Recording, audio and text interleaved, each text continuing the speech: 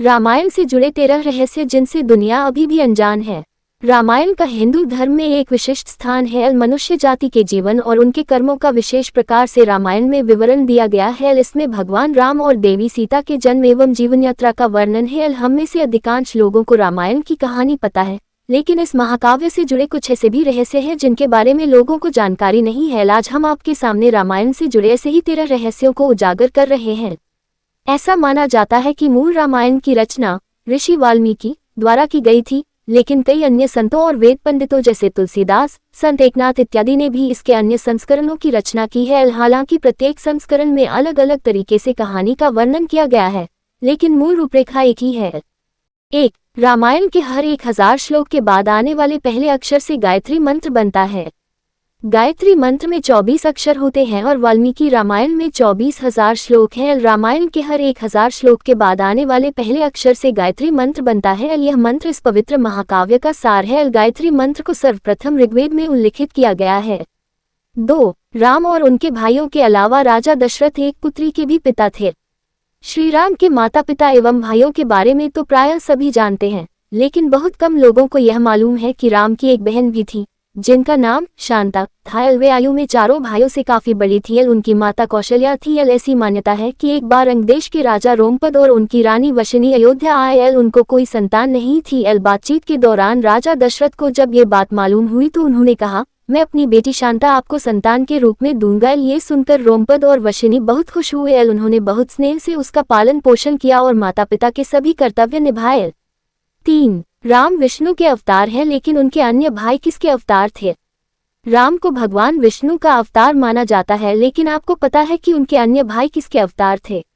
लक्ष्मण को शेषनाग का अवतार माना जाता है, जो क्षीरसागर में भगवान विष्णु का आसन है, जबकि भरत और शत्रुघ्न को भगवान विष्णु द्वारा हाथों में धारण किए गए सुदर्शन चक्र और शंखशैल का अवतार माना जाता है। 4. सीता स्वयंवर में प्रयुक्त भगवान शिव के धनुष का नाम है। हम में से अधिकांश लोगों को पता है कि राम का सीता से विवाह एक स्वयंवर के माध्यम से हुआ था। उस स्वयंवर के लिए भगवान शिव के धनुष का इस्तेमाल किया गया था, जिस पर सभी राजकुमारों को प्रत्यंचा चढ़ाना था, लेकिन बहुत कम लोगों को पता होगा कि भगवान शिव के उस धनुष का नाम पिनाक था। 5. लक्ष्मण को गुदाकेश के नाम से भी जाना जाता है। ऐसा माना जाता है कि वनवास के 14 वर्षों के दौरान अपने भाई और भाभी की रक्षा करने के उद्देश्य से लक्ष्मण कभी सोते नहीं थे। इसके कारण उन्हें गुदाकेश के नाम से भी जाना जाता है। वनवास की पहली रात को जब राम और सीता सो रहे थे तो निद्रा देवी लक्ष्मण के सामने प्रकट हुई। उस समय लक्ष्मण ने निद्रा देवी से अनुरोध किया कि उन्हें ऐसा वरदान दे कि वनवास के 14 वर्षों के दौरान उन्हें नींद न आए और वह अपने प्रिय भाई और भाभी की रक्षा कर सके। निद्रा देवी इस बात पर प्रसन्न होकर बोली कि अगर कोई तुम्हारे बदले 14 वर्षों तक सोए तो तुम्हें यह वरदान प्राप्त हो सकता है। इसके बाद लक्ष्मण की सलाह पर निद्रा देवी लक्ष्मण की पत्नी और सीता की बहन उर्मिला के पास पहुंची। उर्मिला ने लक्ष्मण के बदले सोना स्वीकार कर लिया और पूरे 14 वर्षों तक सोती रही। 6. उस जंगल का नाम जहां राम, लक्ष्मण और सीता वनवास के दौरान रुके थे। रामायण महाकाव्य की कहानी के बारे में हम सभी जानते हैं कि राम और सीता लक्ष्मण के साथ 14 वर्षों के लिए वनवास गए थे और राक्षसों के राजा रावण को हराकर वापस अपने राज्य लौटे थे। हम में से अधिकांश लोगों को पता है कि राम, लक्ष्मण और सीता ने कई साल वन में बिताए थे, लेकिन कुछ ही लोगों को उस वन के नाम की जानकारी होगी। उस वन का नाम दंडकारण्य था, जिसमें राम, सीता और लक्ष्मण ने अपना वनवास बिताया था। यह वन लगभग 35,600 वर्ग मील में फैला हुआ था, जिसमें वर्तमान छत्तीसगढ़, उड़ीसा, महाराष्ट्र और आंध्र प्रदेश के कुछ हिस्से शामिल थे। उस समय यह वन सबसे भयंकर राक्षसों का घर माना जाता था, इसलिए इसका नाम दंडकारण्य था, जहाँ दंड का अर्थ सजा देना और अरण्य का अर्थ वन है। 7. लक्ष्मण रेखा प्रकरण का वर्णन वाल्मीकि रामायण में नहीं है। पूरे रामायण की कहानी में सबसे पेचीदा प्रकरण लक्ष्मण रेखा प्रकरण है, जिसमें लक्ष्मण वन में अपनी झोपड़ी के चारों ओर एक रेखा खींचते हैं। जब सीता के अनुरोध पर राम हिरण को पकड़ने और मारने की कोशिश करते हैं तो वह हिरण राक्षस मारीच का रूप ले लेता है। मरने के समय में मारीच राम की आवाज में लक्ष्मण और सीता के लिए रोता है। ये सुनकर सीता लक्ष्मण से आग्रह करती है कि वह अपने भाई की मदद के लिए जाए, क्योंकि ऐसा प्रतीत होता है कि उनके भाई किसी मुसीबत में फंस गए हैं। पहले तो लक्ष्मण सीता को अकेले जंगल में छोड़कर जाने को राजी नहीं हुए, लेकिन बार बार सीता द्वारा अनुरोध करने पर वह तैयार हो गए। इसके बाद लक्ष्मण ने झोपड़ी के चारों ओर एक रेखा खींची और सीता से अनुरोध किया कि वह रेखा के अंदर ही रहे और यदि कोई बाहरी व्यक्ति इस रेखा को पार करने की कोशिश करेगा तो वह जलकर भस्म हो जाएगा। इस प्रकरण के संबंध में अज्ञात तथ्य यह है कि इस कहानी का वर्णन न तो वाल्मीकि रामायण में है और न ही रामचरितमानस में है, लेकिन रामचरितमानस के लंका कांड में इस बात का उल्लेख रावण की पत्नी मंदोदरी द्वारा किया गया है। 8. रावण एक उत्कृष्ट वीणा वादक था।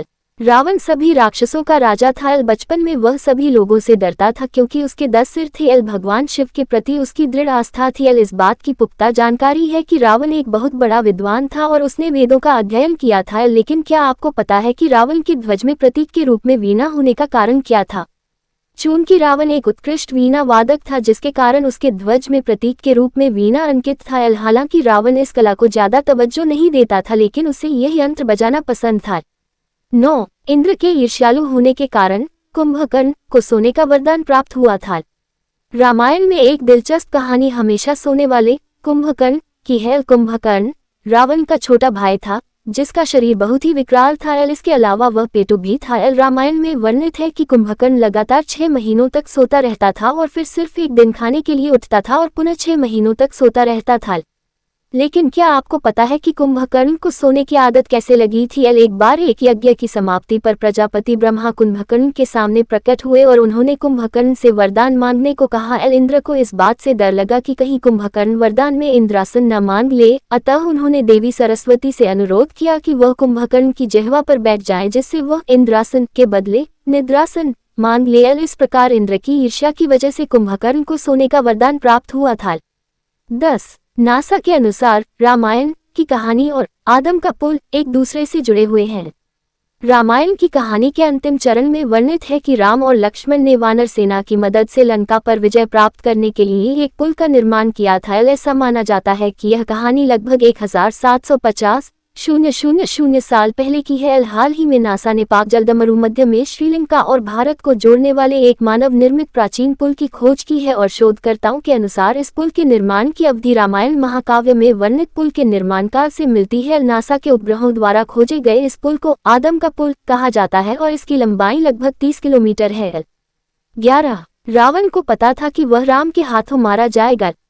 रामायण की पूरी कहानी पढ़ने के बाद हमें पता चलता है कि रावण एक क्रूर और सबसे विकराल राक्षस था जिससे सभी लोग घृणा करते थे। जब रावण के भाइयों ने सीता के अपहरण की वजह से राम के हमले के बारे में सुना तो अपने भाई को आत्मसमर्पण करने की सलाह दी थी। ये सुनकर रावण ने आत्मसमर्पण करने से इनकार कर दिया और राम के हाथों मरकर मोक्ष पाने की इच्छा प्रकट की। उसके कहा कि अगर राम और लक्ष्मण 2 सामान्य इंसान हैं तो सीता मेरे पास ही रहेगी क्योंकि मैं आसानी से उन दोनों को परास्त कर दूंगा और यदि वे देवता हैं तो मैं उन दोनों के हाथों मरकर मोक्ष प्राप्त करूंगा। 12. आखिर क्यों राम ने लक्ष्मण को मृत्युदंड दिया? रामायण में वर्णित है कि श्री राम ने न चाहते हुए भी जान से प्यारे अपने छोटे भाई लक्ष्मण को मृत्युदंड दिया था। आखिर क्यों भगवान राम ने लक्ष्मण को मृत्युदंड दिया था? ये घटना उस वक्त की है जब श्री राम लंका विजय के बाद अयोध्या लौट आए थे और अयोध्या के राजा बन गए थे। एक दिन यम देवता कोई महत्वपूर्ण चर्चा करने के लिए श्री राम के पास आते हैं। चर्चा प्रारंभ करने से पूर्व उन्होंने भगवान राम से कहा कि आप मुझे वचन दें कि जब तक मेरे और आपके बीच वार्तालाप होगी हमारे बीच कोई नहीं आएगा और जो आएगा उसे आप मृत्युदंड। इसके बाद राम लक्ष्मण को ये कहते हुए द्वारपाल नियुक्त कर देते हैं कि जब तक उनकी और यम की बात हो रही है वो किसी को भी अंदर न आने दे, अन्यथा वह उसे मृत्युदंड दे देंगे।